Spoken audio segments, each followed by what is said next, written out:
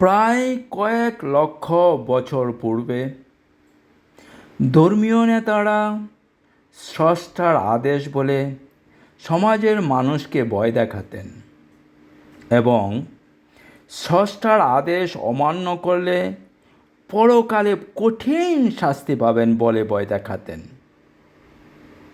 এর কারণ ছিল সমাজে শৃঙ্খলা বজায় রাখার জন্য। তখনকার সময় মানুষের বিবেক বুদ্ধি ভালো মন্দ বিচার করার ক্ষমতা একটু কমই ছিল। বর্তমানে মানুষ শুধু ভয়ের কারণে নয়, ভালোবেসে ভালো কর্ম করতে চান।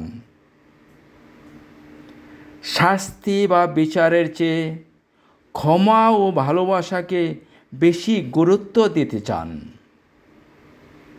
ধর্মীয় বিধান অথবা স্রষ্টার আদেশ অন্ধবিশ্বাসের চেয়ে নৈতিকতাকে বেশি প্রাধান্য দিতে চান। তারপরেও ধর্মীয় নেতারা স্রষ্টার আদেশ বলে ধর্মীয় ব্যবসা চালিয়ে যাচ্ছেন।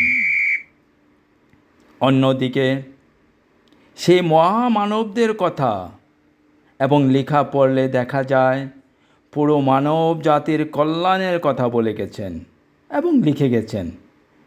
শুনতেও পড়তে খুব ভালো লাগে।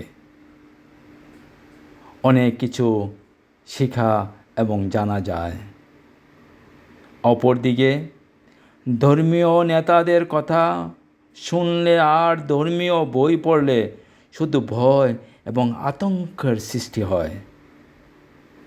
অনেক গান কবিতা আছে যা হৃদয়ের খোরাক, যেমন কেন মেঘ আসে হৃদয় আকাশে তোমারে দেখিতে দেয় না, মাঝে মাঝে তবু দেখা পাই চিরদিন কেন পাই না, ওহে কি করিলে বলো পাইব তোমারে রাখিব আখিতে আখিতে, ওহে এত প্রেম আমি কোথায় পাব না তো তোমারে হৃদয়ে রাখিতে। কি চমৎকার চমৎকার।